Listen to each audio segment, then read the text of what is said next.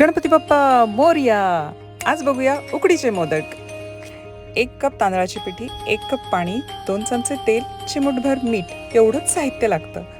एका भांड्यामध्ये पाणी उकळून घ्यायचं.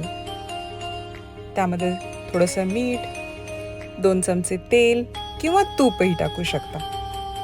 एकदा पाण्याला उकळी आली की त्यामध्ये टाकायची तांदळाची पिठी. जेवढं पाणी आहे तेवढंच तांदळाची पिठी. लाटण्याच्या साहाय्याने ते मिक्स करून घ्यायचं.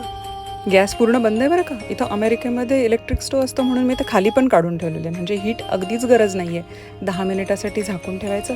तोपर्यंत सारण करून घ्यायचं. सारणासाठी आपलं नेहमीचंच 1 वाटी खोबऱ्याचं चव, अर्धी वाटी गूळ, खसखस, विलायची, जायफळ, 1 चमचाभर तुपावरती हे भाजून घ्यायचं. इथे एक टीप देते बरं का. हे भाजत असताना एक अर्धा चमचा किंवा एखादा चमचा तांदळाची पिठी यामध्ये टाकायची, म्हणजे सारणाला पाणी सुटत नाही. मग अशी मॅशरनी ही पिठी थोडीशी अशी दाबून घ्यायची. नंतर हाताने चांगलं मळून घ्यायचं. एक 7-8 मिनिटं तरी व्यवस्थित मळलं पाहिजे.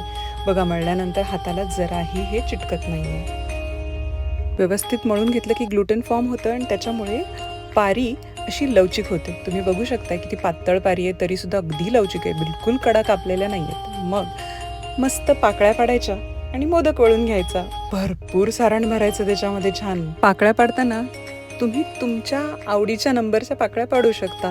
11, 21, 7 आणि अगदीच नाही पाडलं तरी सुद्धा मोदक भन्नाट चविष्ट लागतो. पण देखणा असला की खायला सुद्धा मजा येते ना, म्हणून थोडी कलाकुसर दाखवायची. पीठ तुम्ही जेवढं व्यवस्थित मळाल तेवढं ते लवचिक होणार. आणि बघू शकताय किती पटापट पाकळ्या पडतायत. पण नाही हो जमत एखाद्याला, आणि नसलंच जमत तरीही घाबरायचं नाही. मोदक खायचं सोडायचं नाही. साचा घ्यायचा. साच्यामध्ये हे मस्त साईडला अशी पिठी लावून घ्यायची.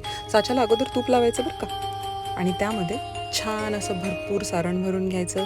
त्याला वरतून एक टोपी घालायची. माझ्या हाताला लागला होता गूळ, त्याच्यामुळे थोडासा कलर वेगळा आला, पण तरीही वरतून मोदक सुंदर दिसतोय. बघू शकता. काही साच्यातले, काही हाताने, असे एकूण मिळून 21 मोदक बनवले. मग ते उकडायला ठेवताना, वाफवताना पाणी खाली उकळतं असलं पाहिजे आणि प्रत्येक मोदक असा पाण्यामध्ये डिप करून मध्ये ठेवायचं. दणदणीत वाफ आणायची. 15 मिनिट तरी सहज लागतात. असं मस्त विरघळणारं तूप त्याच्यावरती आणि पटकन तोंडात घालायचं असं वाटतं. पण बाप्पाला नैवेद्य दाखवावा अगोदर बरं का. एक तरी मोदक खाना गणुल्या रे. आणि अशा सुंदर सुंदर बाप्पाच्या समोर असे छान बनवलेले मोदक ठेवायचे आणि त्याचा आशीर्वाद घेऊन मोदकावर ताव मारायचा. आणि शेवटची टिप, व्हिडिओला लाईक, शेअर आणि सबस्क्राईब करायचंच बरं का.